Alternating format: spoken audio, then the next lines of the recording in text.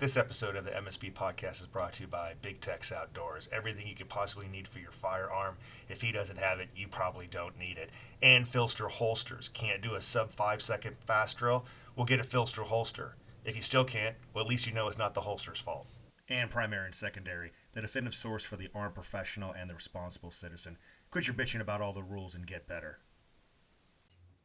Hey guys, welcome back to the Modern Samurai Project podcast, nickname the Get Better podcast, nickname the Self-Reliant podcast, nickname I haven't done this in a while, so I'm a little bit rusty podcast. All right, guys. So thanks for coming back. Super stoked to have my really good friends Andrew and Cody on here from the Gun-Jitsu Podcast. If you haven't listened to them or subscribed to them on YouTube's or on not the YouTube's, but you guys have a YouTube channel, right? Yeah, Sneaky wrist locks on there and stuff. Exactly, right? On the iTunes, man, go ahead and subscribe and listen to those guys, right?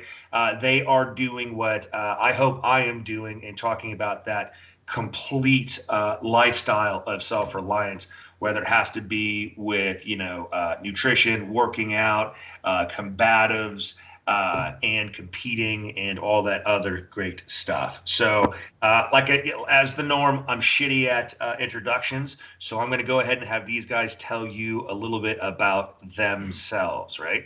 And we're going to go with Jiu Jitsu rules. So Cody, you go first. All right, guys. Well, Scott, thanks for having us tonight. We very much looking forward to this and everything. But my name is Cody Hudson.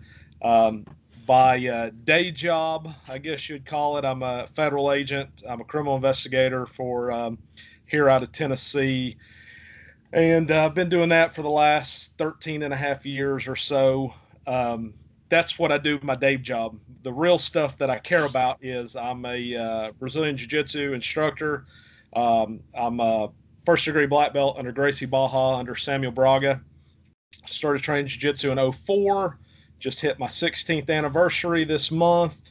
It's been a wild ride. It's been fun. But that's what I love to do. That's what I like to teach and all that. I teach a bunch of law enforcement guys with my association, Hudson Jiu-Jitsu. And then I'm also the co-host of our podcast, the Gun-Jitsu Podcast, where we cover competitive shooting and Brazilian Jiu-Jitsu and anything in between and all that. On the flip side with that, I do competitive shooting for about the last 4 years with my partner over there, Andrew. And so that's pretty much it. We shoot a lot of IDPA and a lot of USPSA, and we just want to shoot and compete and get better. So that's kind of me in a nutshell. Outstanding. Andrew, what you got, brother? Oh, man. I've been a law enforcement officer for here in probably 2 weeks. It'll be a total of 14 years. I'm a patrol sergeant right now. Currently on the SWAT team here at my department. I've handled a K9 for about 6 years, I think.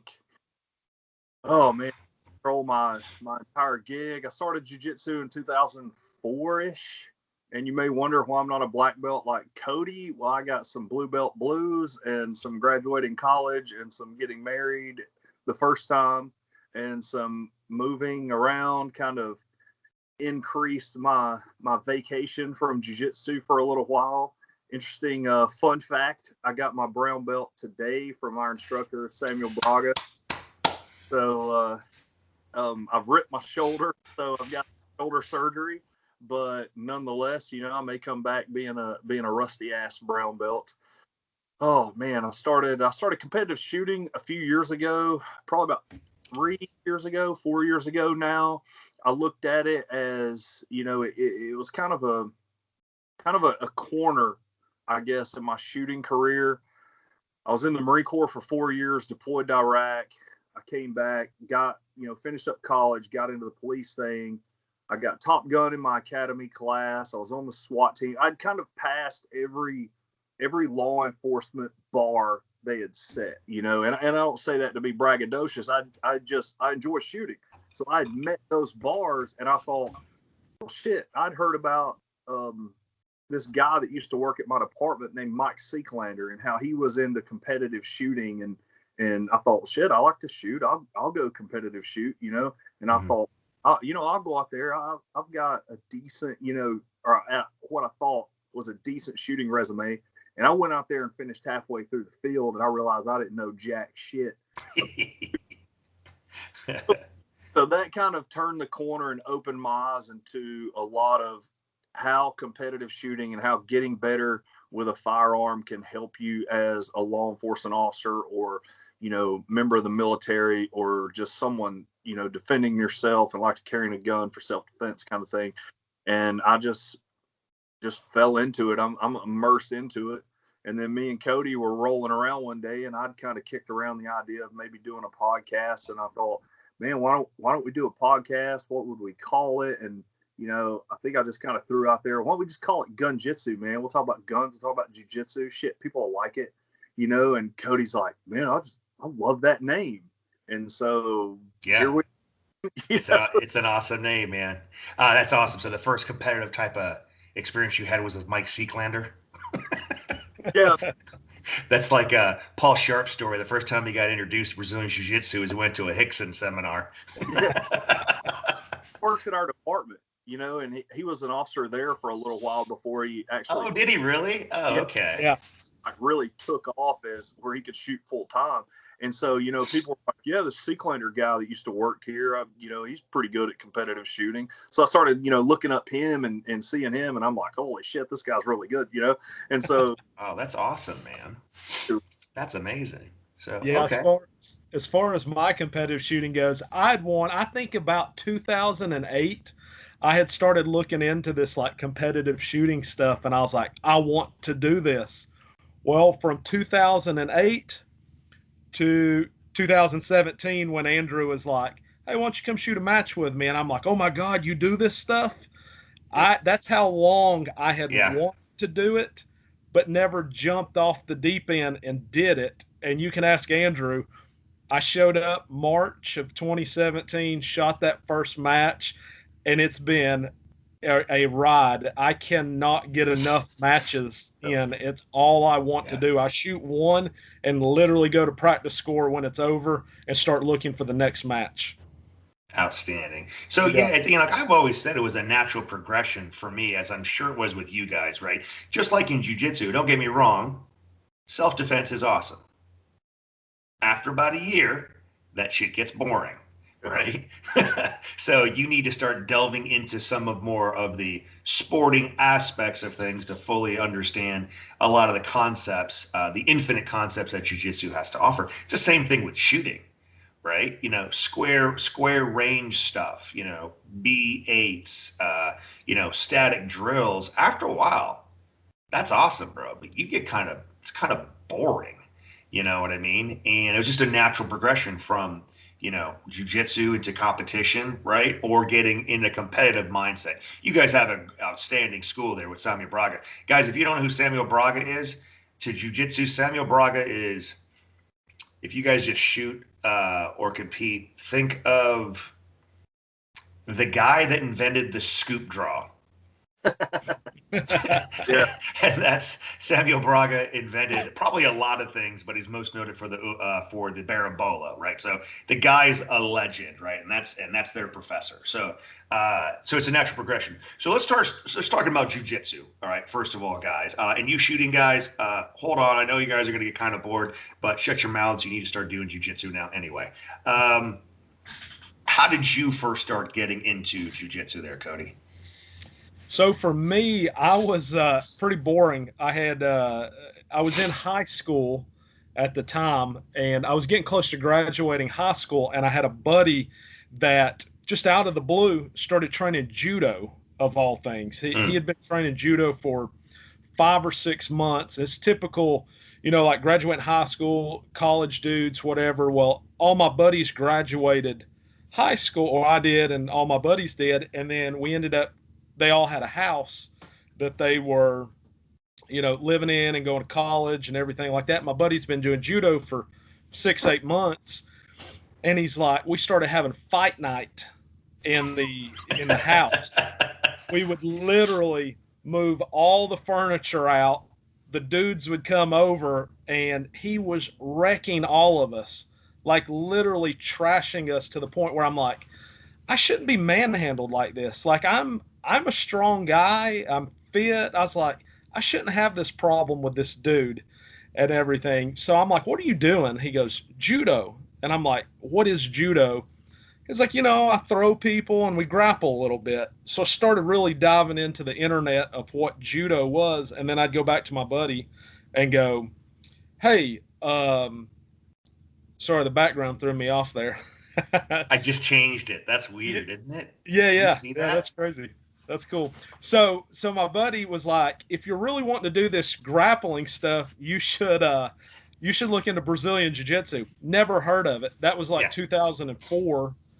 I Googled in the city I live in, Knoxville, found a Pedro Salyer Association and showed up. They taught gi on like Tuesday, Thursday nights, if I remember correctly.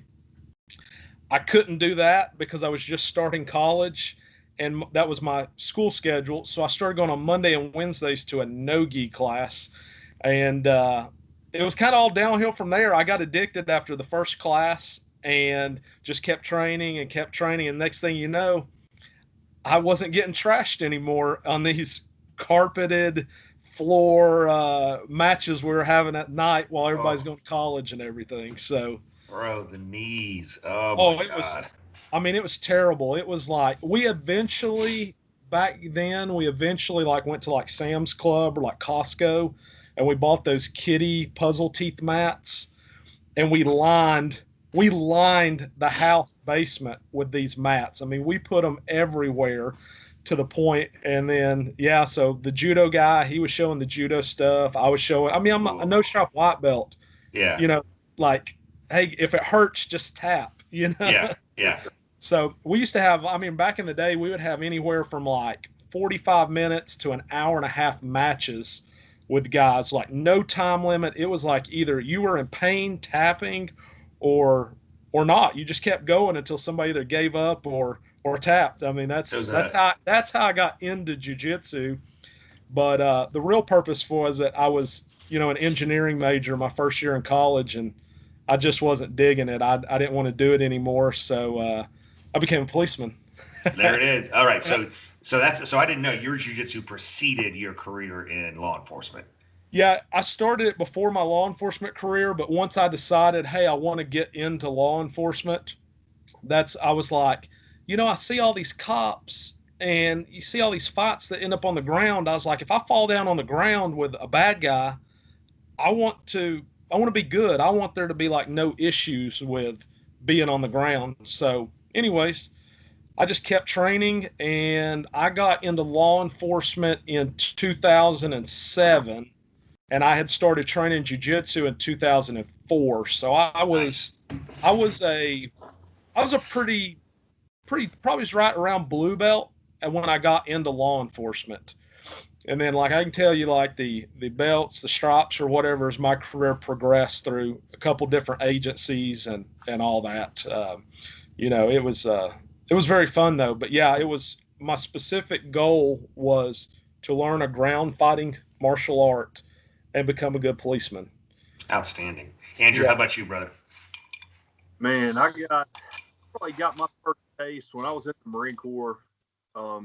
We did line training, the old school, like sweep the leg, stomp the head, all of that stuff. And then about through my Marine Corps career, they switched to McMatt Pro, Marine Corps Martial Arts, and it had a lot of grappling stuff in it. Really, but to kind of fall back, when I was in middle school, a buddy of mine, his dad worked for the cable company, so he had all, back before jailbroke was a term. He had all the jailbroke cable boxes. And so he recorded some of the original UFCs. And so we'd pass those around on like VHS tape and everybody watched them. And of course we watched Hoist, beat everybody's ass. Yeah. And I was like, back then, even in my mind, I was like, man, that'd be cool to learn that stuff, but it just wasn't a thing. Nobody, unless you went to Southern California, had an opportunity to train Brazilian Jiu-Jitsu. You just got to watch it on UFC when Hoist came around and kicked everybody's ass. And so, after jumping back to after my Marine Corps career, I went to Georgia Southern University and I was an exercise science major, which is what my degree's in. But there was a guy there in the exercise science department named Garth Spinda, and he was a teacher, and he had won like purple belt pans or something like that, or competed in the pans. What year was this? This is like 04, 05-ish. Probably 04, I think, when he did the pans. And there was a jiu-jitsu club at Georgia Southern. And basically this club was a bunch of guys who went to this Helson Gracie school in Savannah, but were also Georgia Southern students. And I guess it was a place for them to get fresh meat.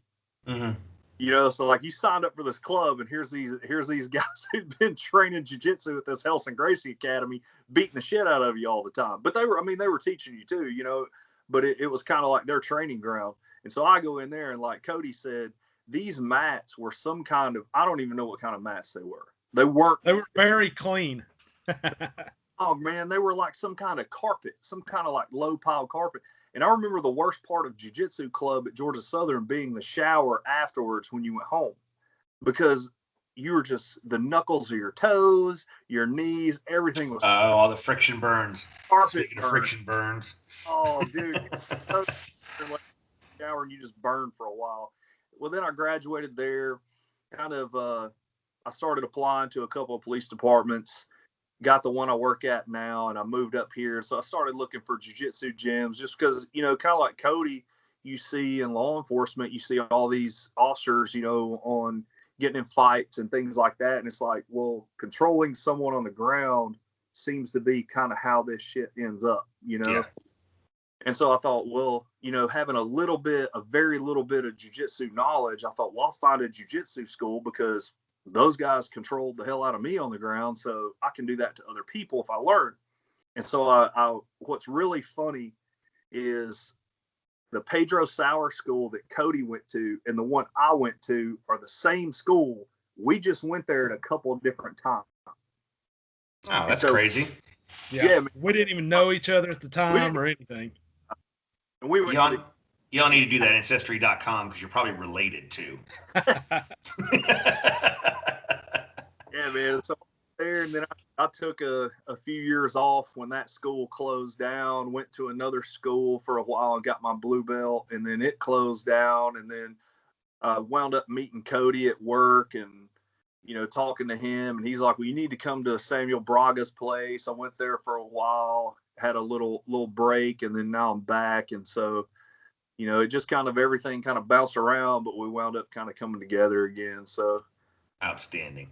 So let's, I'm going to say this. Well, I'll just say it. So I don't know if I said this at the class that you came to, Cody, but I'm starting to be a little more stronger, in my opinion, when I start going through the body mechanics, like, you know, the how eyes can dictate your posture, and you need to be looking at what you're shooting at, and how much your vision dictates your posture, which dictates your speed, strength, and accuracy, right?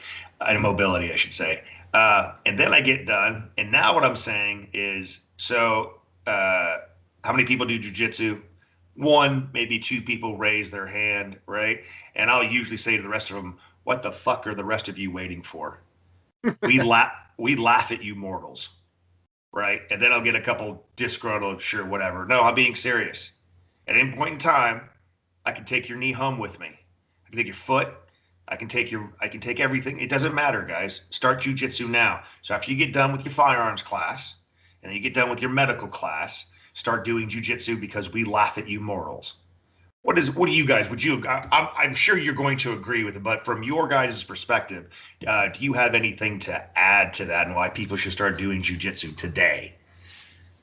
Like all of us are Gracie Baja Association students, and their motto is jiu-jitsu for everyone. They kind of coined that phrase. But with that phrase being said, that's not, in my mind, even though I'm a Gracie Baja guy, jiu-jitsu for everyone is really for everyone. When I started my association teaching law enforcement guys, I had guys that if they fell down in the floor, they could barely get back up because they had bad hips and bad knees. And, you know, it took them a minute. You know, they had to do the both hands on the mat, start slowly getting up. Well, literally these guys they took that first step and got on the mats, but after a week, 2 weeks, 4 weeks down the road, these dudes were break falling, standing back up, and they were regaining strength in these areas that they thought was injured or broken, if that makes sense. And they were thriving. They were literally, injuries were I mean, you get hurt, it's part of everything you do, but these guys were gaining that mobility back and these injuries were disappearing. So that being said, jiu-jitsu is for everyone. Take that one step. If you're sitting there going, oh, I got a bum knee. Me and Andrew's got a great buddy, LE guy. He got shot in the femur with a 12 gauge slug, and he has a completely locked out left leg. He's a blue belt in jiu-jitsu, trains a handful of times a week. We cater his jiu-jitsu to where a guy doesn't have to bend his leg. He cannot physically bend his leg, and he's in there training every day. There are people with missing limbs and everything that train. There's not really an excuse other than you're lazy. Yep. Just go try it. If you don't like it, it's not for you. I totally get it. But do yourself a favor and go try it. And don't try 30 minutes of a class and go, I don't like it. Give it a go. Most schools like Gracie Baja Knoxville, Samuel Braga, he's a 12 or 13 time world champion, adult master world champion. He gives you 30 days for free. And that's not a sales pitch. That is anybody that walks in the door. Hey, my friend, here's the match. You get a whole month. Come train with us. See if it's for you. Do yourself a favor and try out that 30 days. Go a couple times a week and see if it's for you. It probably is. I mean, you'll probably be like, oh man, I'm sore after a couple classes. But next thing you know, the soreness goes away. Your body starts getting in shape. You start getting strength in areas you were missing it, and you start thriving again. So, yep, 100%. Andrew, what you got, brother? Yeah, man, it's quick shout out to Samuel. Oh man, Samuel, and I know most people should probably call him Professor Braga. It's no disrespect. I've known Sam for so long. Sam's like a brother to me. Sam. So Sam is probably one of the most patriotic Americans you will see that wasn't born in America. Hell yeah.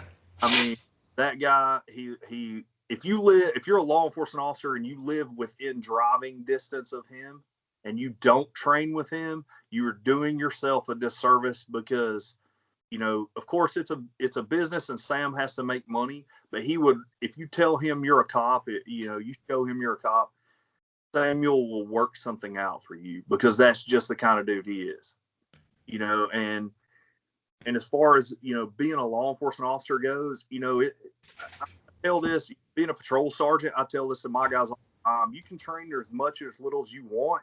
It's your life, Charlie Brown. Yeah. It's going to be your face getting fucking kicked in on the side of the road. It's going to be your ass getting beat. It's going to be your ass getting shot if you don't train. And that's just the way it is, and that's kind of the way I took it on when I got really, headlong back into jiu-jitsu with Cody and Samuel. It was like, look, man, I got a wife and now I got a 3-year-old kid I got to come home to. And, it's like, I'm not the baddest motherfucker on the planet, and I don't claim to be. But if you're going to whip my ass or you're going to kill me, I want you to have to earn it. Yep. It's like you might beat a grizzly bear with a Bowie knife in the middle of the woods one time, but I promise you, when you go home, you're going to be like, damn, I really don't want to do that again.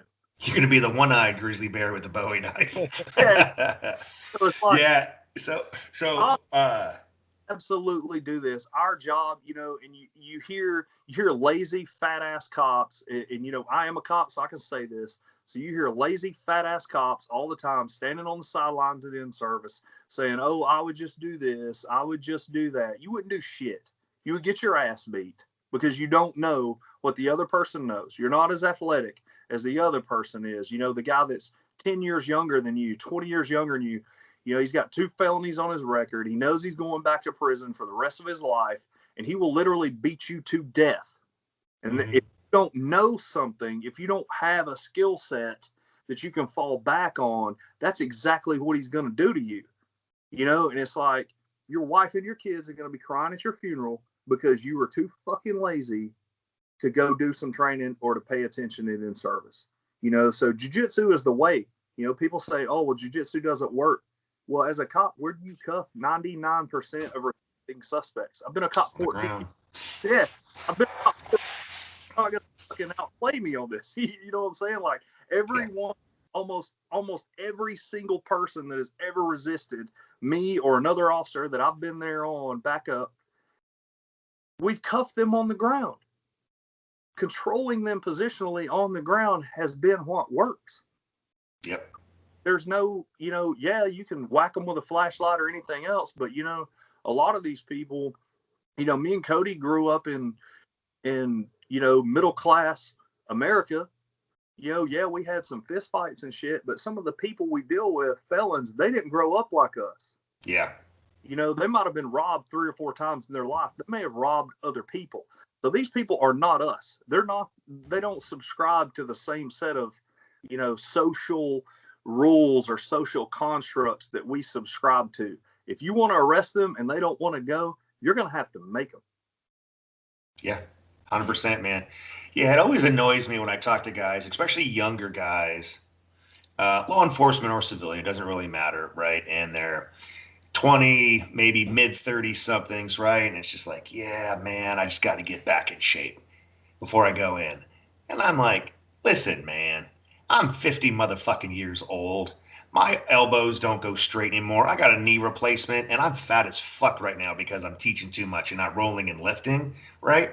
And with my break off this past week, I still went to jiu-jitsu, technically 4 classes, right? 2 in one day and then 1 and 2 other days. Saturday, spent 3 hours on the mat. I nearly died. You know what I mean? My MCL hurts because I got twisted because people keep on doing the lockdown. Anyway, and I'm out there. If I can get out there, you can get out there. But Scott, you're a big dude. Man, it doesn't matter, man. My professor, Charles Gomes, Hanny, those guys are soaking wet, 160. Yeah. Right? With a lead hat on. You know what I'm talking about? And it doesn't matter. So get out and train. Get out and train, guys. Do you guys have any specific stories of when you use jiu-jitsu on the job? Yeah. That you can talk about? Yeah. So, that may or may not be a misdemeanor now. I'm not sure. Yeah, you gotta watch yeah. What was that, Andrew? I say you gotta watch that statute of limitations, you know? You ain't lying. So well, hypothetically, have you never seen another officer that may or may not be a ginger as well? So I mean, you know, in the last 13 and a half years, you definitely have had a couple people try to resist and not want to go in the nice little shiny bracelets and everything. But yeah, so I mean, almost every situation that I can imagine, and me and Andrew actually had this conversation today. I've used, you know, I trained judo for off and on for 10 years. I don't really claim official rank in judo because it was like a year here, 3 years here, off 2 years. You know what I mean? It's just all over the place, but I'm very versed in doing judo. He's a black belt in foot sweeps. Bro, you're going to be a black belt in something in judo. That's what I would like to be a black belt with. So right. That is my whole nutshell. It's foot sweeps, and that's what I teach policemen. But we were talking about today, this will give you a taste of judo and a taste of Brazilian Jiu-Jitsu in one apprehension. Guy was needing to go to jail. Didn't want to go to jail. He keeps pulling away from me. Do a little foot sweep. He bounces off the ground. He rolls over, you know, kind of like starts digging at his waistband, whatever. I go knee on belly, which in this case was like knee on back because he went face down, but 2 moves, foot sweep, knee on belly, no punches, no kicks, nothing like that. It just was a literal quick little push, foot sweep, knee on belly, pulled his arms out, handcuffed him, no issues and all that. I can lose count how many times an apprehension taking somebody into custody has ended with some sort of knee on belly or knee on back. That is the number one money move. All policemen should walk. They should walk in day one and go, I'm a policeman. I need to know knee on belly. Yeah. And they will know it in the first week, and they need to continue it from here on out and just get very versed at knee on belly and foot sweeps. I mean, there's other stuff. I mean, I don't want people to listen to this or watch it and be like, oh, that's it. No, there's more. But if you can control somebody with knee on belly, it's a very safe position for a law enforcement officer. So tell everybody that story you told me when I came down. I rolled with you guys about one of your students who's also, I think he was LE, corrections, same thing in Tennessee, right? Yeah. Tell them that story real quick. So basically, I was running a law enforcement only class, and that included patrol guys, corrections guys. It was also open to military members and fire and EMS. This particular night was nothing but corrections and patrol. I taught a knee on belly series where they controlled the person with knee on belly. They kind of went almost like north-south to like almost go to like a Kimura grip. If for your listeners that don't really know what that is, it's hard to explain. Google is your friend. YouTube, type in Kimura, Americana, whatever. But you go to that position. Figure fouring your hands, chicken winging, blah, blah, blah. If they don't know, they need to learn. We're not going to let their ignorance stop us. Go ahead with the rest of the story. Right. So when I set that position up, the hand, which in this case I was teaching knee on belly with your right knee, moved to the north-south. The Kimura grip, the left arm would have been weaved through the bicep to the chest area. Well, this particular move, I will open that hand back up and I feed the lapel or the belt or the top of the pants. Hell, the pants pocket, it doesn't matter. I feed it back to that hand, which completely isolates the arm of your opponent or suspect or whatever, and it gives you a free hand to do whatever you need to do.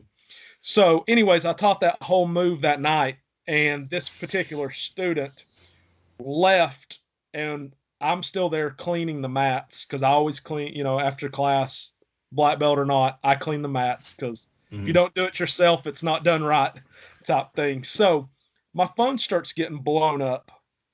I don't recognize the number. It just kept calling and calling, and I'm sorry if your name's not saved in my phone. I guess you're not that important because I'm not going to drop that. Sorry, I mean it's the truth. So leave a message. I'll get back to you. So it just kept on. Well, it kept on so much that I was like, okay, well, let me check on my car's warranty. I'm sure. So I answer the phone, and it's my student. He's like, oh my God, help. I need policemen or whatever. And I'm like, whoa, slow your roll, dude. What are you talking about? He had a guy on the side of the interstate in the move of the night that I had just taught in class 30 minutes prior. And you're all probably going, on the side of the interstate, he witnessed a hit and run. He was driving home through Knoxville, witnessed a hit and run, car parts everywhere, and he saw the hit and run suspect bail out of his disabled vehicle, and he was running the shoulder trying to get away. Well, there were so many car parts and people slammed into each other. Traffic was a crawling stop, so he's zigzagging through it. And as he's passing the suspect, the dude literally jumps on the hood of his car and was like, get me out of here, dude, get me out of here. And so what he does, I mean, he's a corrections officer, not taking anything away from corrections officer, but, they don't really deal with people on the side of the interstate. Yeah. So he's like creeping with this dude, like beating on his car, and he calls his department's dispatch, which was the sheriff's office, and was like, hey, you need to get somebody over here. I just witnessed a hit and run, and the dude's on my car trying to get in. Well, at this point, the switch in his mind flipped. He was pissed this dude was beating on his car. And he's a big Cuban guy, like 270. Yeah. He pulls over. I mean, they're doing like 5 miles an hour. It's nothing. He stops his car and he gets out. He's like, dude, get off my car. Dude doesn't want to get off his car. He's like, dude, just get me out of here. So he drags him off and manhandles him to the ground and takes him down and puts him in the move of the night and is detaining this guy, waiting for the on-duty police officers to get there and take him into custody. And I like you all are probably like, that might be a little bullshit story. So, I know some people. I made some phone calls, and I saw a dash cam video, a still shot of this big Cuban holding this guy in the move of the night on the side of the interstate. That's epic. It was literally beautiful. And how long was he holding him in that position? I honestly don't know. Probably 10 or 15 minutes. I mean, like I said, the move allows you to have a free hand that he was using to call and everything. And he was calling. I'm not 100% whose phone he was using, but I was kind of taking it he was using the suspect's phone. Oh, that's amazing. I don't know, because it wasn't his number calling me. Oh, gotcha. But he's got your number memorized. That's how much respect he has for you. So to be clear what that thing is, as I understand it, watch me be wrong, right? So if you got the Kimura here, the hand that grabs your wrist flips over the opponent's wrist and grabs onto some piece of cloth. Right. Yeah, and I'm really bad with it. It's like second nature in my mind. So right. Yeah. I'm trying to think, if I'm not mistaken, and this is not trying to be a shameless plug or anything, but our YouTube channel is very, very tiny. It's only got like 6 videos on it. But if you go to Gun-Jitsu, if you go to the Gun-Jitsu podcast on YouTube, there is a video on there, and I'm pretty sure it's called like Neon Belly or Taking the Back, something like that. I was trying to look it up real quick, but I actually teach that move. Yeah, it's right here. It's called Gun-Jitsu Move of the Day, Neon Belly to Back Control. It's a minute 19.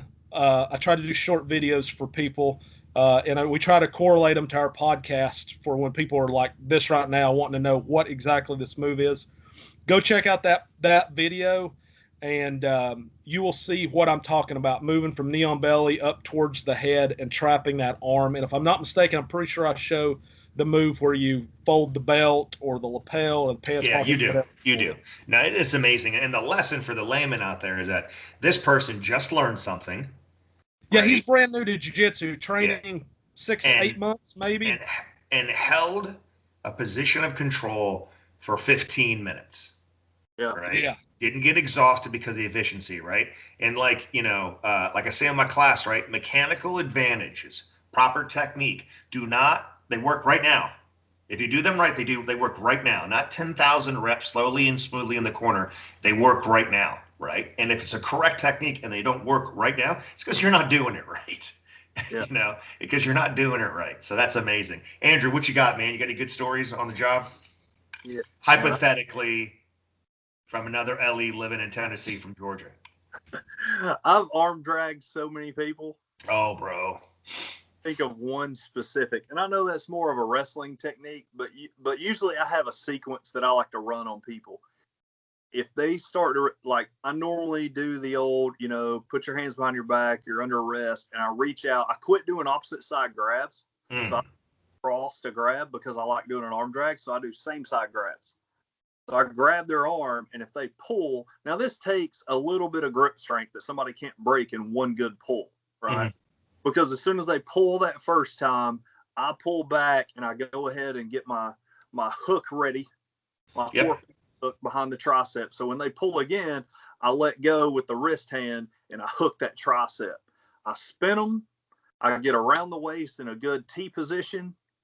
I work my way to the back while we're still on our feet, and it usually takes all of 3 seconds tops. And then I do what's called a chair sweep, where you sit like you're sitting in the chair. Mm-hmm. You pull them into your lap. I roll them to that trapped arm side, and I come up in kind of a modified mount. You'll have to go on YouTube to kind of watch this, but I usually pinch their arm kind of with it up like this. I collapse the wrist. So I've been a dirty. I just haven't. I don't do it to jiu-jitsu professionals because it's dirty, and I'm not dirty like Cody. But on the street it is what it is. So I fold this up and you can hook it. And if you'll keep their elbow center line of your body, you can hook the top of that hand where the knuckles are and collapse the wrist. Now, if you're an officer, this makes really good sense because now I have one hand free because I'm cupping the hand and block with the other, and my chest is blocking the elbow so they can't run away from the pain. I reach back and get handcuffs if I need it. I reach across and get a radio if I need it, and I cuff them up and we go from there. And I can always go to Kimura from there. I can go to, you know, like I said, Kimura galore. You can continue the wrist lock. You can do whatever. You can settle them down. You know, I don't know how many times I sat there with that wrist lock on and just talked them out their non-compliant state into a more compliant state. You know, and that's the beauty of it, right? The more they move, the more they hurt themselves. Exactly. If they roll away from you, they apply the wrist lock to themselves. Yeah. And most people aren't going to roll into that because their elbow feels really trapped. They don't feel like they can roll that way. Yeah. Their natural instinct is to roll away. And if they try a good time, they apply the wrist lock to themselves. And so they kind of, you know, pain is the best teacher. They kind of quit immediately doing that. And so now they start to settle down. After a while, you make them realize that, hey, getting away is not something you're going to be able to do. So maybe we should resolve this a little more peacefully. Now, you know, if you have to strike from there, you can. It just allows you so many options because it's a very similar technique to like what Cody was talking about. Anytime you can get one hand free while still being able to apply some pain compliance with the other hand, you're in a much better spot. And they just simply can't get out from under you. But arm drags are my entrance to a lot of things. I do that same side grab because any arm drag, anytime you pull away, I'm going straight for hip control of some type. You know, even a double leg if I need to. I'm a little more friendly than Cody. He's very artistic with finesse. I'm very bull and China shot brute strength. Nice. You guys want to hear about my latest arm drag story? Yes. So I was teaching at Shooter Symposium, and I walked up and I saw Craig Douglas, and I went to shake his hand. I arm drug him instead. Oh, love it. That was a good time. I didn't get all the way to the back. My man's good. My man's a brown belt. He's good, dude. But the smile went all around his head, man. He was not expecting that. I win. Anyway, yeah. So isn't it fascinating, right? Especially with the resurgence. Nah, wrist locks have always been dirty, right? But now people just don't care. People don't care, right? About, like, you know, I know you used to do judo, and I'm sure you guys did the whole, you know, restraint and control stuff, whatever they used to call combatives, TT, stuff like that, of like all of the control maneuvers that used wrist locks and goosenecks and stuff like that. That shit don't work too well standing up.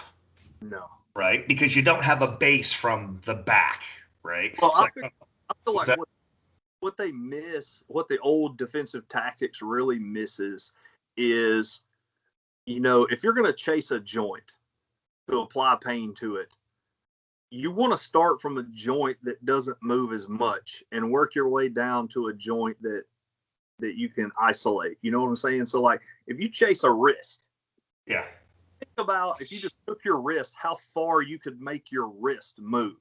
Yeah. But your shoulder kind of stays in one spot. Yeah. Move your whole body to move that shoulder. So if you start with the big joint, work your way down to the smaller joint, then you can do that. But, you know, when I was first trained defensive tactics in law enforcement, they never talked about that. They made it sound like you could just walk up and snatch a wrist lock on somebody, and that was just the easiest thing in the world to do. Like, these people were so fucking stupid that you could just do it. And it's like, the first time you try that and they snatch their wrist out of your hand, you're like, it's not as easy as they made it look. Yeah. Or I always used to wonder, like the gooseneck wrist lock, where you're behind, their chest is isolated on your sternum, and you're walking like this, right? How'd you get there, bro? Exactly. How'd you get there? You know what I mean? And then, or the old one, like, grab my wrist, no, the other wrist. That one, right? You know, that whole thing of grab the wrist and then isolate and then turn the wrist and down, right? That shit never works standing because the dude could just straighten his arm. But if I just say please. Please don't move. Just ask. Yeah. But in the guard, when I got a high guard like top knot on you and your elbow is isolated with the back of my thigh, right? Dude, I did that one time to a white belt in GB1, right? And I wasn't even trying to do it, man. I had the top knot for some reason. He grabbed this wrist. I said, hold on. I tap. I'm like, oh. He was like, bro, what was that? I was like, that was some kung fu shit right there, bro. Because that's where I learned that back in 1981, right? And that's the first time it ever worked, right? Because everything was isolated on the ground. Awesome, man. Awesome. So let's progress into shooting, right, guys? So how did we get into competition? How did it help you guys? And to kind of segue into that, right? I always love when dudes go, like, they learn that you do jujitsu and stuff, and they ask all guys, like, well, I got a black belt that says Smith & Wesson on it. It's like, yeah, I got that too. You know what I mean? Or the guy's like, well, I'll just do this, I'll just whip out, I'll fucking plug them full of holes. Yeah, well, I can do it faster. So watch me, How does that work? And we'll let Andrew go this time. Yeah. Yeah. I can't even count the ways that competitive shooting has improved my shooting skill as far as from a law enforcement perspective. I'll give you a quick story that is but an illustration of the many benefits. So being on the SWAT team, right, we're very beneficial in my department. We have an actual shoot house that is steel walls and all of this. I mean, we have target frames in there. You can literally run in this house thing and shoot 360 degrees. It's perfectly safe. No big deal, right? So our SWAT commander, I'm on the entry team, and we were just doing entries, right? And he was moving the targets around as they need be so that you can, identify the threat target, make sure you're shooting the right target. So he moved one up like right beside the door, maybe 3 feet inside the door. At this particular time, I was issued an HK MP5 among other weapons, but I really liked the H&K, so I shot it a lot when we were doing entry specific stuff because it's an MP5. What other gun can you put 30 rounds on target without really having to muscle it that much? It just kind of does what it does, So we're coming in there, and I think I'm the first guy through. So we come up to the door, we start to do an entry. As soon as we turn, I just remember the processing of it all. I saw the target, realized it was a bad guy target. My thumb hits the safety down to semi as opposed to full. And as I'm coming across, I remember just using the barrel because I knew like all of this is happening in milliseconds, right? So as soon as I step in, I know I'm close. I don't necessarily need my sights because I can literally like put my muzzle this far from the target. So it's like as soon as I step in, as I'm turning to get my corner, I click the safety. I put one straight into the like nose, maybe upper lip, and I turn to get my corner and finish doing the clear. The guy behind me, he shot the target again, the same kind of deal. So it was just like it was completely surprised, and all of that I attribute to competition shooting, being able to turn corners, being able to see what you need to see, do what you need to do. Your gun handling is subconscious. So if your gun handling is just like breathing and blinking, and you can get that into that subconscious section of your mind, it leaves you so much more conscious thought to do things like see the target. Is this target a threat?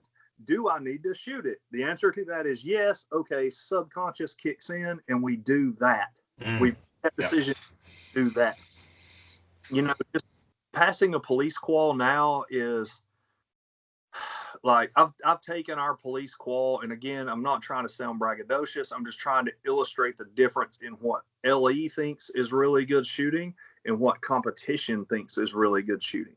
I've doubled our of our qual and shot it in the respective amount of time, staying within the time constraint with twice the distance. I've shot our qual all one-handed, just to see if I'd pass it, and I passed it. And like I said, again, that's not me bragging because I'm only a high B class shooter, hopefully moving to A class when I get my shoulder repaired. You know, so it's like in the competition world, I'm like maybe halfway to the top. Mm-hmm. But I can do all of that with the LE qual. So what that really shows us is that law enforcement needs more training. We don't need to defund the cops. We need to really fund the cops. We need to give them more ammo. We need to give them more training. We need to give them more jiu-jitsu. We need these guys so good that they have plenty of conscious thought to make sound decisions and then have the skills to execute those sound decisions very accurately and very surgically without, you know, a whole lot of like, now how do we draw the gun again? Oh, now I've got these 2 retention things. Now how are they saying grip the gun? You don't have to think about that. It's just like you need this skill, your brain accesses it, and you do it. And you do it precisely. That will help law enforcement more than anything else by overfunding them, training them more. Not taking money away from them. Taking money away from them is going to lead to a poor product that's going to perform poorly. 100%. 100%. What you got, Cody? So I was listening. I got into Andrew's zone there.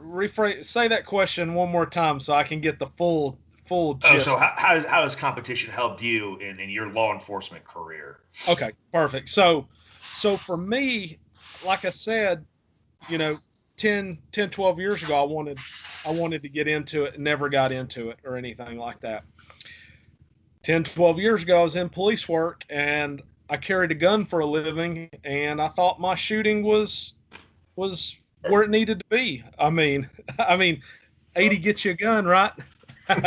No, I'm kidding. So I never had a bad qual. What's that, Andrew? I said I only laugh because, man, we might have been in 2 slightly different time frames, and we both had the same mentality. We weren't like, man, we're so great. We both showed up okay, and we got absolutely trounced. Yep. Yeah. So the first handgun I ever shot, I was 5 years old. My dad put a Beretta 92 in my hands at 5 years old, and that's the first trigger I ever pulled. I still have that gun. It's in my gun safe. I have shot pistols with him since I was in diaper, or 5 years old. I guess I was in diapers, but since I was a little kid. You're a late bloomer. 5 is fine. Yeah. You know, it's a pull up. So I've shot pistols my whole life. I've never claimed to be a shotgun or rifle guy, but I've always claimed, hey, I'm a pistol shooter. And then 08-ish, I start wanting to do this, and I don't do it. I fast forward all the way to 2017 when Andrew invited me out. He's like, hey, I've shot a couple matches. Come shoot with me. So I said, okay, I've always wanted to do this. March 2017, as I've already stated, we shot an IDPA match. I was like, oh, this is easy. I showed up with my duty-issued Glock 23 with my fishing vest and went out there, and I shot that match to the round count. If it said 2 rounds on paper, I shot 2 rounds on paper. I didn't make up any shots. I didn't do anything right. I just shot it. I placed out of like 120 shooters, 130 shooters. I still got it. I've got a board somewhere that I wrote it down on. I placed 68th in a practice match. And I was like, man, I'm not as good as I thought I was. And here I am professionally carrying a gun. I may have to protect myself, my family, somebody else needing law enforcement services. And here a guy that professionally carries a gun for a living placed 68th out of a bunch of non-LE people shooting. And not only that, our good buddy Dave is a firefighter, and he's out shooting me. So I'm like, what is wrong with this? So you can ask Andrew. I went back to the drawing boards, sick to my stomach, for a month, and I showed back up at the April match, and I placed like 25th out of 120. Nice. I started getting my shit together. I started realizing what I needed to do. So it's progressed from there. So I'm saying all that to the point now, when I go to training, I'm on a special team. So we'll go out and have tactics or a range day or whatever. But now the speed, like, yeah, I can sit there and score 100 on the quals and all that and shoot it at their par times or whatever they want. But, let's just say we'll use this as a broad example. And if people don't know what a build drill is, go look it up. But let's just say you put 6 rounds in the A zone at 7 yards or whatever in 10 seconds, which is, we know that is an eternity for a build drill. But why do it in 10 seconds when you can do the same work accurately and fast in sub 2 seconds? I mean, I'm not as good as Andrew at build drills, but I shot a build drill 2 weeks ago with my 1911. I shot it back-to-back build drills. I shot it in 183 from the holster clean, and then turned around and shot it in 189 from the holster clean. I did the same work that you could do in 10 seconds, but I did it accurately and fast. I saw the sights. I mean, there was no questions about where my rounds were going, but it was accurate and fast. Yep. So with that being said, competition shooting has not only boosted your morale, but the confidence of you being a professional gun handler and carrier, and knowing that, hey, when you take your wife and kids to the mall or to the grocery store, you have an above average skill set. It's very important to compete and all that. The other thing too is not only competition, but guys like you, as a normal Joe Blow shooter like me, you need to seek out your professional experience. You need to seek out the Mike Seeklanders and JJ Rakazas and Ernie Langdons. You need to seek these guys out and get that professional, training. It's only going to make you better, and you don't have to be a guy with a badge and a gun to go seek this training out. Yeah. You can be a Joe Blow, whatever, and be good with a gun. It's only your life and your family's life that may depend on you handling that gun. But if you're one of these guys that carry a gun on your hip and you're scared to put a round in the chamber, you probably need to get a professional class and probably get your shit right in your mind, because you're wrong. You're dead wrong. Yep. Well, this is a big point that it's hard to sell people on, but it's the absolute truth. If you take a military or a law enforcement class, what is the goal of the instructor? That instructor may have a personal goal to make you better, but his professional goal is to get you to pass a qual, because that saves them from liability. That saves whatever organization that is from liability. Where if you go to Scott and you train with Modern Samurai, if you go to Ernie Langdon, or you go to Mike Seeklander, Rob Latham, or Tim Herron, any of these guys who are phenomenal shooters that are instructors in the private sector, what is their goal? Their goal is not to limit themselves from liability. Their goal is to make you a better shooter, because in the private sector, your success means they make more money. And I mean, everybody's got to earn a living, right? But nobody can go to a Modern Samurai Red Dot class and go through that class if they didn't finish learning something or feeling like they were better than they were when they started. Scott wouldn't be making money. So that's a very important lesson for all you instructors that aren't filling classes. It's because you're not making people better. Yeah. If somebody comes through, I didn't say it, Andrew said it. I'm just saying. And you're running 4-second build drills, and at the end of his 2-day class, you're still running 4-second build drills. Either you're not listening or he's not doing his job, which I know is not the truth. Mm-hmm. Well, I can tell you this much from my experience with Scott's class. If you come day one and you're running a 4-second build drill and you leave after day 2 and you're still running a 4-second build drill, you need to give Scott your damn shit and get the hell out of there, because you did not listen to anything that he told you from the second you walked in there, because you have no options but to get accurately and fast in any Modern Samurai class. It is you have to willfully ignore everything. Yeah, I mean, there's no way. If you go to a law enforcement class, in your department or another department, as long as you pass their qual, which the standards are usually ridiculously low, if you pass the standards, that's all they care about. They don't, and they'll set the standards at something like, an 8-second bill drill. Well, if you can, if you can do a 10-second, or I've heard this before in an actual law enforcement class, El Presidente, your goal is 10 seconds. Yeah, well, that was the standard when it first came out. 10 seconds was a standard. In 60 something when they came up with the drill, but you got running it now. I've watched Rob Latham on a YouTube video run it with a single stack 9mm in 4.5 seconds.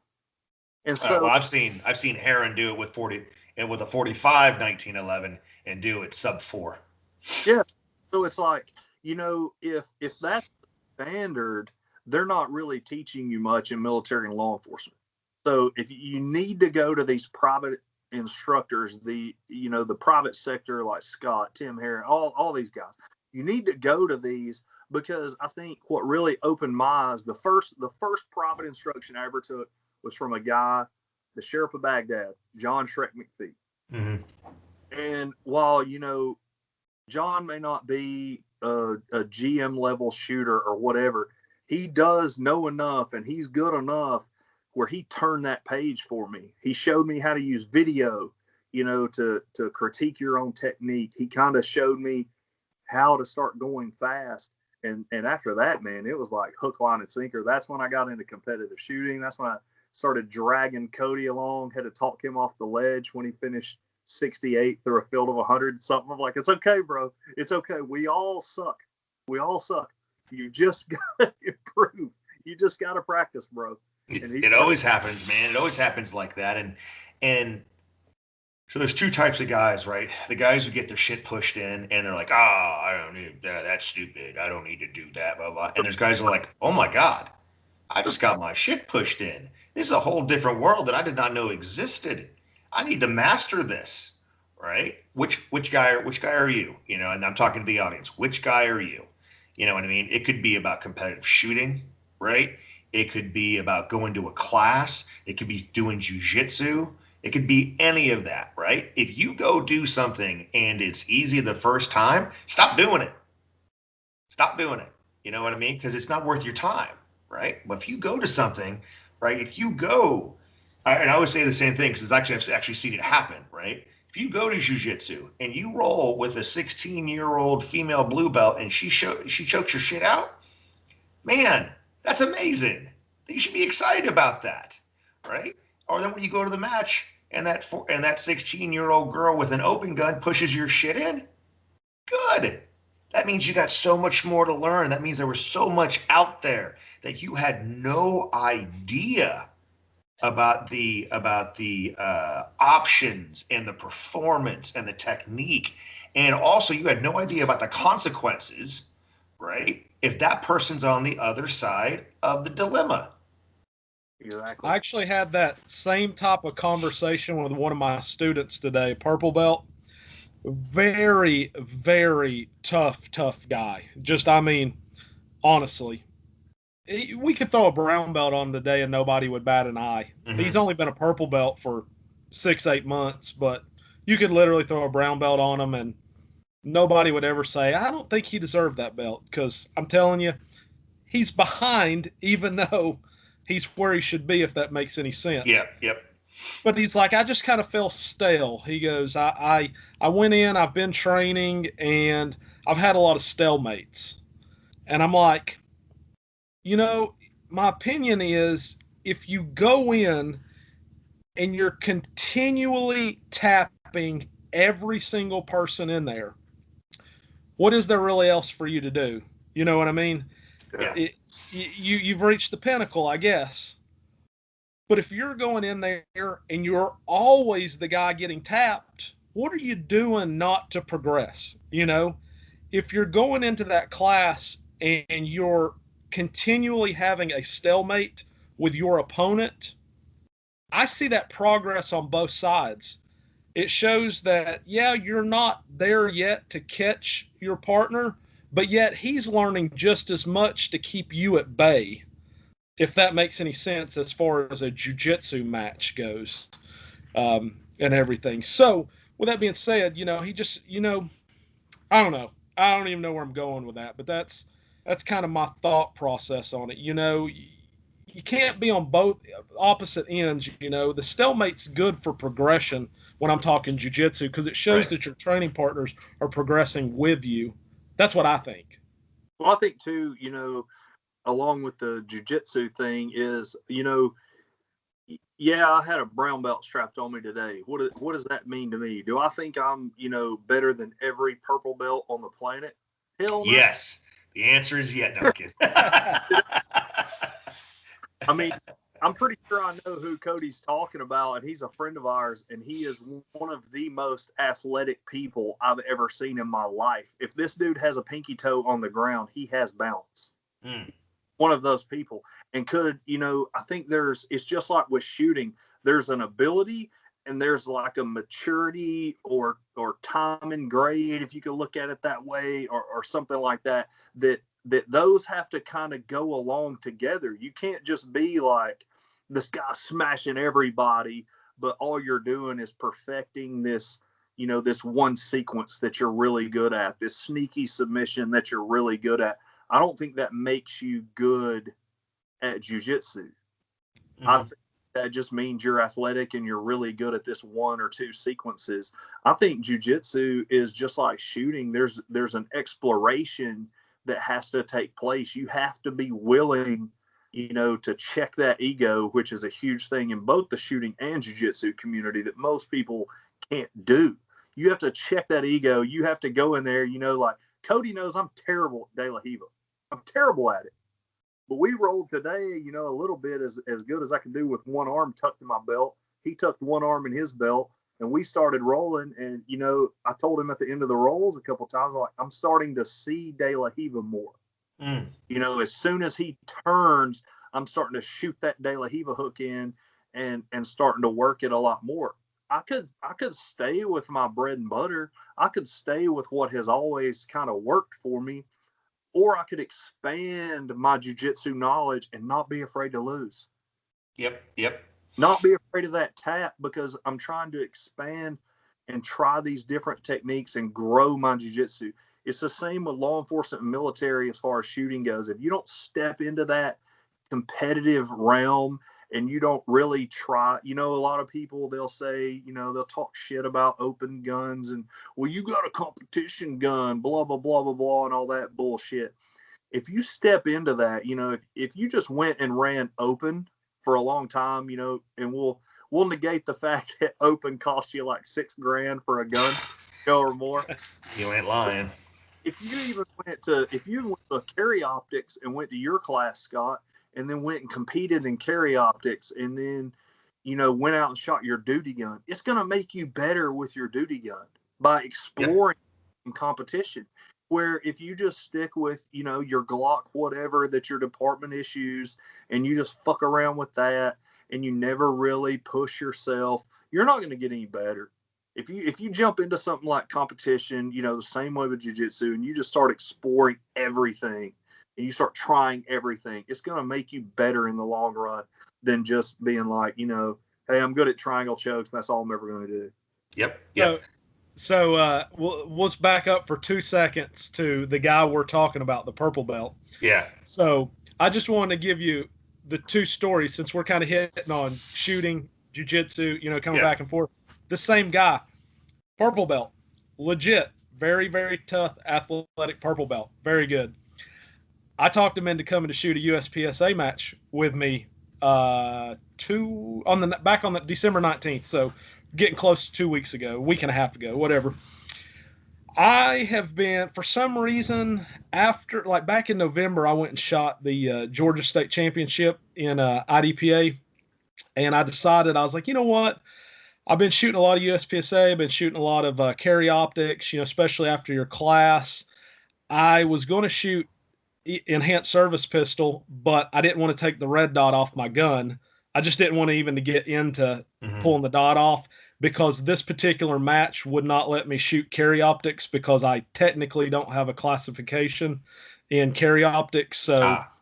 So I signed up with enhanced service pistol and master class, and grabbed my STI bone stock 1911 9mm, went and shot the match, had a great day, enjoyed it and all that. Well, I was like, you know what? I enjoyed this gun so much, I'm gonna start shooting single stack in USPSA. Sure. Because I've only shot the gun a handful of times, and so I talked to our buddy and I was like, hey, sign up. He owns the same gun. He has a bone stock, which I say bone stock, I at least have a magwell on mine. He doesn't even have a magwell on his single stack, and it's ridiculous how good his reloads are for a single stack that doesn't have a magwell. Anyways, I was pretty amped up, and you know, that friendly banter of shit talking and going back and forth. I just told him, I was like, we're in the same division, dude. I said, I'm winning the whole division today. I said, this is my day. I'm taking single stack. Now, this is just a practice match, so it means nothing at all. And nothing but glory, but go ahead. Right. So I went there, and I was ready. It was my day. I ended up winning single stack in that match. There was like 9 shooters in it. Luckily, I got one first place. But my buddy, mine and Andrew's buddy, he's not real. He is a pistol shooter, but he doesn't shoot and practice like me and Andrew. And out of 9 people in the division, he placed 4th. Oh. I mean, he hadn't shot a USPSA match in over a year, let alone competed with a pistol. And I talked him into it. He showed up with a no magwell on that little skinny mags and ran through that and placed 4th. So that's talking about the athleticness of him. Right. It was pretty wild and everything. So kind of hats off to him. Yeah, hats off to him, but also it's a lesson, right? For example, Jiu Jitsu belts aside, right? Ranks aside, just on a scale of athleticism. If he's a 10, what are you, Cody, compared to him on a scale of 10? Yeah, I don't know. I'm trying to be modest. Okay, go ahead. I don't know. I don't say anything. Why? I'm trying to make a point, man. Come on. I know. If the bar's 0 through 10 and he's a 10, 11. Oh, you're more athletic than he is. No. He's more athletic. I'm definitely like a He's 4 a 10. or 5. You're a 4. Okay, so let's say you're a 5, right? But through technique, practice, and experience, you still beat him, right? Yeah. Which is the thing with shooting and jiu-jitsu, right? So many other dudes are so much more athletic, right? And everybody can get better, right? Again, what's that old saying, right? Hard work always beats talent. Yeah. Especially when talent refuses to work hard, and we've all seen those dudes. Man. So awesome. All right, guys, we're going to get to the next segment. Before we get to that, the one thing I want to say for the non-LE guys out there that like to shoot and like to talk shit on the internet, right? The next time you guys start shitting at the mouth about how LEs suck at shooting, I almost guarantee with a 95% assurity, you suck too. You're just happy someone sucks more than you do that's supposed to carry a gun. Shut your fucking mouth. All right? They got a lot more shit to do, right, than you do, right? If you don't think so, go on a ride-along, right? Right? I hate to burst anybody's bubble, but I know several guys who were, the tier 1 aficionados in the military, and they're not GMs either. No, they're not. And I'm not talking. What's the same thing, right? You guys got so much other shit to worry about, and that's not to talk shit about guys who, Steels or Delta or any of those guys. That is not to talk shit about them at all. They have so much other stuff they have to do that, like, honestly, if you went to Delta in the Army right now and you said, I can guarantee you every single one of your operators will be an A-class level USPSA shooter. Oh shit. They would fucking lose their minds. They would tell me how and how much money do you need? Yeah. Yep. Because, and like I said, that's not to downplay them. It's just like when those guys have 187 things to do, and be really good at.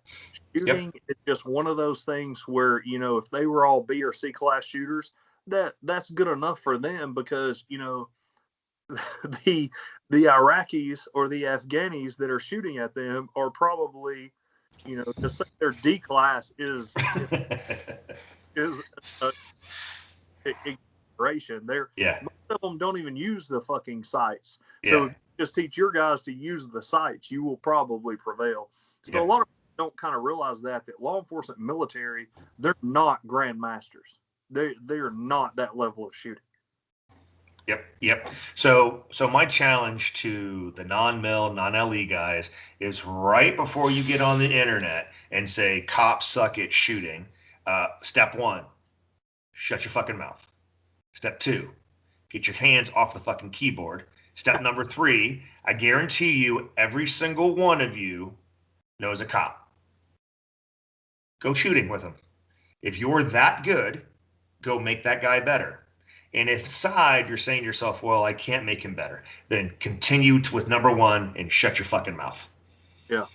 Okay? Because if you can make the guy better and you're not going out of your way to help them, and all you can do is talk shit on the internet, dude, you're a piece of shit, right? When you go to a match, and you can spot a cop a million miles away and it's his first match, because he's looking around. You can cut the testosterone because he doesn't know what he's doing. He's in a unfriendly zone, and his neck is on a swivel, right? Go up, introduce yourself, and walk that guy through the match. Yeah. Walk that guy through the match. Help him with rules, you know, because that was, you know, Cody talked shit about, I finished 68th or whatever to 100 something shit. Half of that was because he didn't know the rules, you know. Right.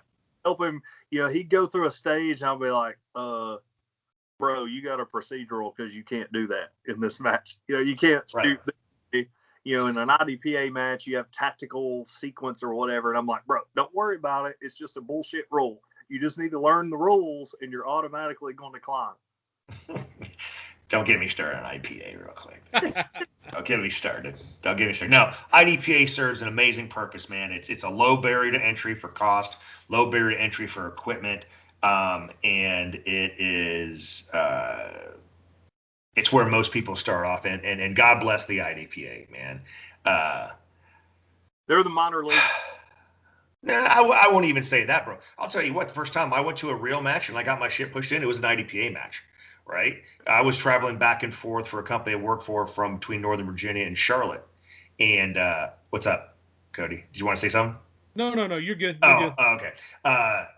And so I'm out there with a buddy and I go shoot an IDPA match. I'm doing okay. And this guy gets up, right? And this he's moving like a goddamn gazelle, right?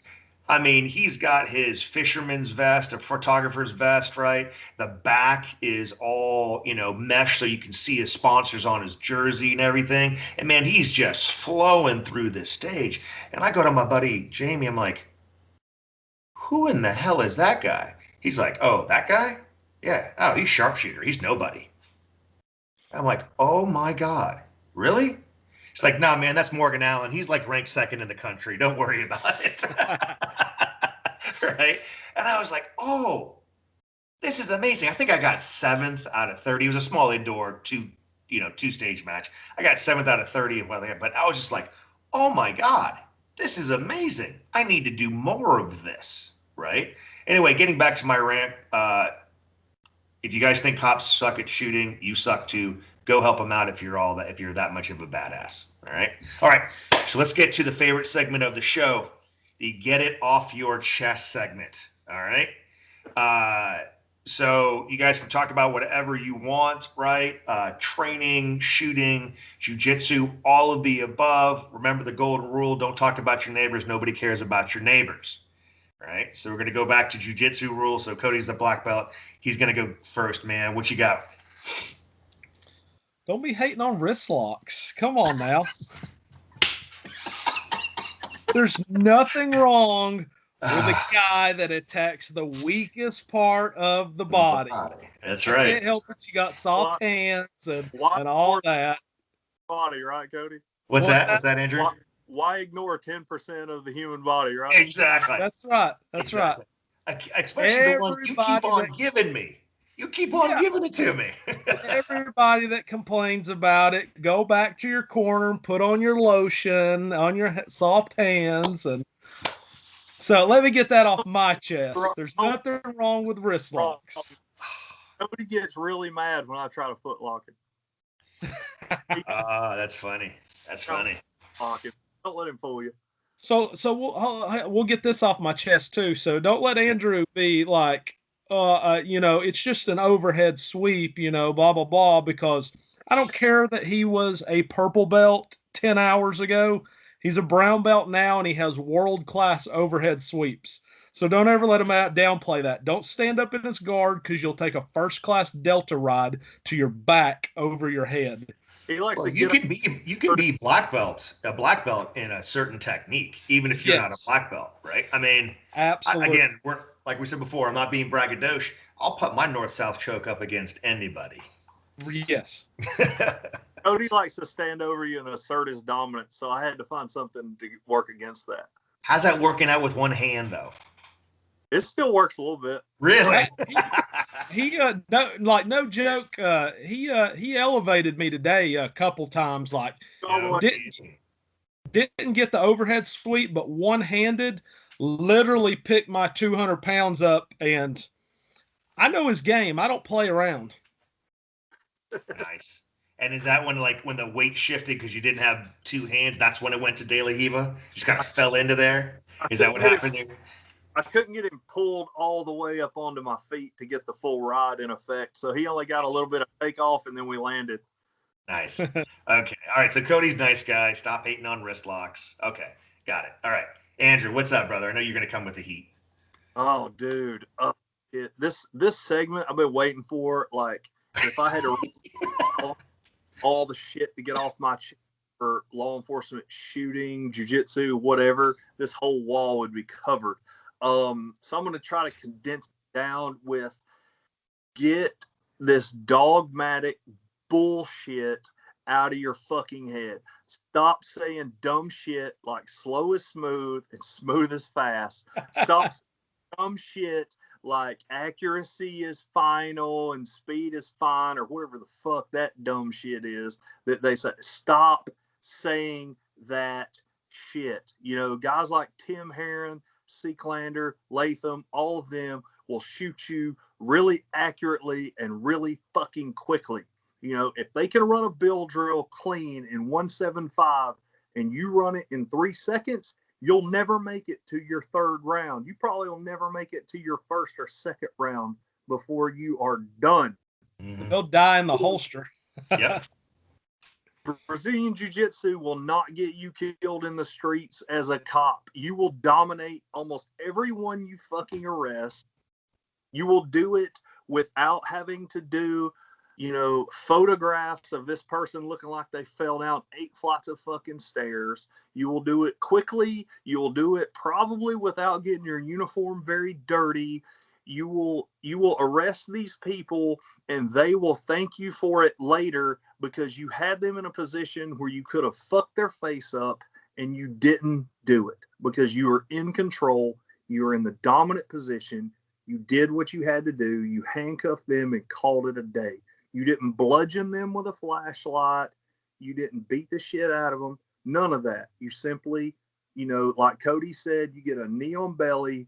You squeeze a little bit out of them. Let them know that this is going to go nowhere but worse from here. They gave up. You handcuffed them, put them in jail, and they'll respect you more for it. When you see them on the streets later, that's what I used to tell my trainees before I was a supervisor for a long time. I said, the best thing that ever happened to you is we have a project home or a government home or whatever the fucking, politically correct term is for it now. We call it Front Street. It's the street that runs right through the middle of it. I tell them the best thing that ever happened to you is that your first day on your own is you get in a fight in the middle of Front Street and everybody fucking sees it and you win. Because after that, if you treat people nicely, they'll tell everyone else. When they start getting mouthy with you, their buddy will tell them, hey, bro, he ain't the one. He's not the one. So, can treat people nicely, you can treat people well, and still have that reputation, especially if you have a whole bunch of jiu-jitsu in your pocket, that they won't fuck with you. They'll respect you. And as long as you give them a little bit of respect too, you'll be much better off as an officer. Much better off. Because Nice. they'll talk their way out of your fights. Their buddy, don't fuck with this guy. You know, I saw him do this, that, or the other to somebody in the middle of Front Street, and they won't mess with you. And that'll help you in your career so much longer. You know, it's like, what is it they say? Heavy is the head that wears the crown. Mm-hmm. Right? You don't have to be the guy who gets in these sidewalk boxing matches and wins. If you know some jiu-jitsu, I've told officers this before, jiu-jitsu is poison in the well. It doesn't take much. You know, a blue belt in jiu-jitsu, you can probably whip the ass of 90% of America. If you start getting you know, like Scott should be a brown belt. He's got multiple striped purple belts. Like, dude, you can whip the shit out of 98 to 99% of everyone I've ever dealt with as a law enforcement officer. So there's no need for you to be anything but nice to them. First time you show them your jiu-jitsu skill or just about that much of it, and now all of a sudden they're like, hey, man, that big half Korean, half Polish officer, yeah, don't fuck with that guy. Yep. He whipped the toughest dude I know in like 3.5 seconds. Yep. So he's not the one, you know, and a lot of officers don't realize that because, you know, you see all these officers going through and people say, oh, he must have been the guy who got his ass kicked in high school and all that horse shit, you know, and, you know, and a lot of it go in fear, you know, they're afraid of another human being. They're afraid of this person who may have lived a tougher life than them. And I've seen Cody work, and I've done the same kind of work. And we're both nice as shit to people. Like, I'm kind of an asshole in everyday life to people I know, you know. And you can ask Cody, my friends, I'm kind of an asshole to them. But, you know, to most people, I start off every call like Andy Griffith. And Cody, man, he's nice to people. Just, you know, don't try to don't make us show you the jiu-jitsu we know, because a little bit of jiu-jitsu goes a long way on the streets, really long fucking way. And a lot of people just don't realize that, you know, but all in all, to get it off my chest, stop saying dramatic bullshit. I don't want to hear slow is smooth is fast ever again. If I die and that saying has died with me, then I feel like my life's mission will be complete. There you go, man. Or you just bundle it all up in one. Is anything that was ever derived from anything Wyatt Earp ever said, throw that shit in the trash. Exactly. Wyatt Earp he didn't get involved in that many gunfights. Most people don't realize this. Wyatt Earp hit more people with his gun than he ever fucking shot at. Dude, one documented shooting in the back. Exactly. Dude, he was at the OK Corral, didn't kill anybody. How do you do that? How do you do that? When you carry an 8-pound gun, you can whack more people with it than you have Exactly. You know, here's the thing, man. I want to tell this story because I don't think I've ever told this story, right? So you guys told some cool stories about duty and stuff like that. Let me tell you about my first time where I always knew jiu-jitsu was the way, right? But so I used to play. My dad retired out of Nellis Air Force Base in Vegas, right? So from the time I was a junior in high school till Bev and I moved out of there when I was 30. But I used to play a lot of pickup basketball, right? At Sunset Park. And Sunset Park has 10 full courts, breakaway rims. It's open from 7 in the morning till 11 at night, right? On Saturday, there's 300 people at the park. So when you play pickup basketball, if you ever have before, it's not if you're going to get into a fight, it's how many times that week, right? And before, when I would get into a tussle, I would have to rely on my boxing and my wrestling, right? Because even though, you know, grew up in Taekwondo, I would never throw a high kick on blacktop, right? Because I was afraid of getting taken to the ground, right? So always be the same thing. You get in scuffle, throw a couple punches, right? Change levels, double leg the guy, take him down, punch him in the face. But with all that, you wind up getting hurt just as much as the other dude, right? Your knees are fucked up, your elbows are fucked up, all this other shit. So I'm 6 months into jiu-jitsu, right, with John Lewis. And we're out there and we're playing ball, right? And I go up, I go strong to the bucket. Dude comes down, doesn't hit anything but forearms. Whack! Right? And I go, foul. He goes, what are you talking about? Hands part of the ball. I go, you're right. You didn't hit anywhere near my hands. Foul, ball up. And he goes, and he goes, shut up, you. He said something racial, and I said, your mom don't mind, you shouldn't either, right? So he comes up, bows on me, throws that punch, right? Throws a punch, right? Like, I don't know, man. He was like suppressive fire. He's throwing punches, right? I give one wrist, arm drag, standing rear naked, right? So then I turn around because I know the other 4 dudes on his team are his boys, right? So they start walking towards, like, let him go. I go, one step further and I'll break his fucking neck. You've all seen the movie. Right? And then they go, what? He's like, no, man. And then so I just start to tighten it up. And he's like, no, he's not kidding. He just stop, back up. Ever since then, man, if they knew me, nobody fucked with me, right? Because that dude's magic, right? He's fucking Steven Seagal, breaking necks and shit out here. So that was the time, man. The next day I went to class, and I told John Lewis about that dude. We started class 10 minutes late because he was laughing so hard. Hey, you put the Krav Maga in BJJ. I do. Fully, dude. Fully, man. I'll break his neck, and watch while I'm breaking his neck, I'm going to poke him in the eyes. Anyway. Hey, guys, what do we got to plug, man? What do you guys want to plug? Andrew, we'll let you go first, man. What you got to plug, brother?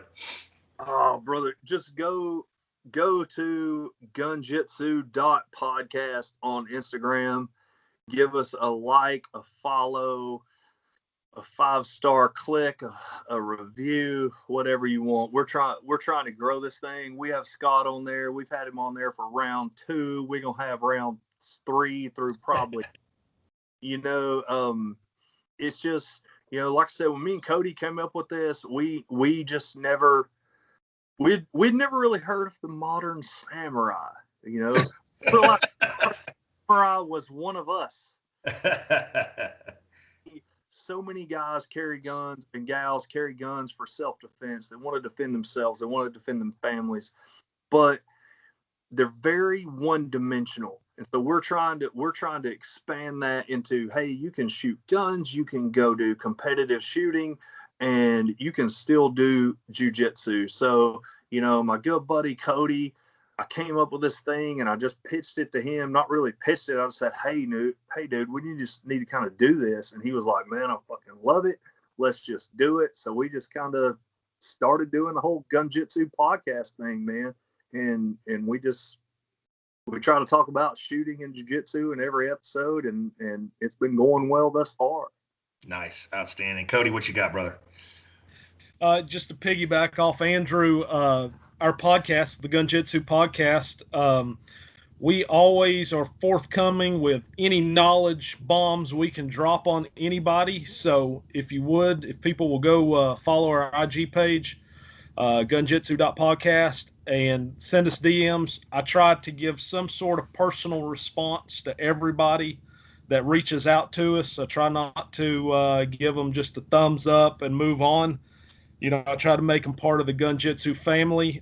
Reach out to us that way through DMs. That's the fastest and easiest way, but they can also send a email to gunjitsupodcast@gmail.com. We try to check that and respond to everybody also. I mean, people send us novels.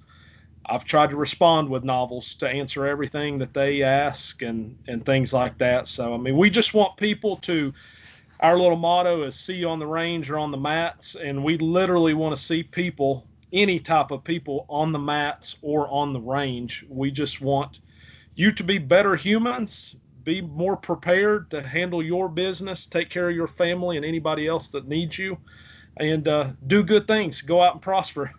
Outstanding. Yeah. So, hey guys, thanks for joining us today. Sorry it's been a long break, man, but I've been out working, teaching classes with awesome dudes like these guys here. If you like all the free milk that I'm giving out here, do me a favor, go like the Gun-Jitsu Podcast. Look below in the comments, like, subscribe, all that other shit. Anyway, guys, I don't do this for money. I just do it because I want to ask the questions that I want to ask. You know what I mean? So if you dig it, do that. It helps the cause, it helps the sponsors and stuff like that. Look at the list below. If you want to train with me, go to modernsamuraiproject.com or Modern Samurai Project LLC on Facebook. The schedule is there. I'm everywhere. I'm everywhere, guys. So if I'm not training near you, you're not looking hard enough. And if I'm still not training with you, don't go on the internet and complain that I'm not coming to your area. Pick up the phone, right? Or email and host me. It's that easy. I'm probably one of the easiest dudes on the face of the earth to host, right? So check that out, man. Would love to train with you guys. But more importantly than anything else, be good, stay safe, get training. We're out.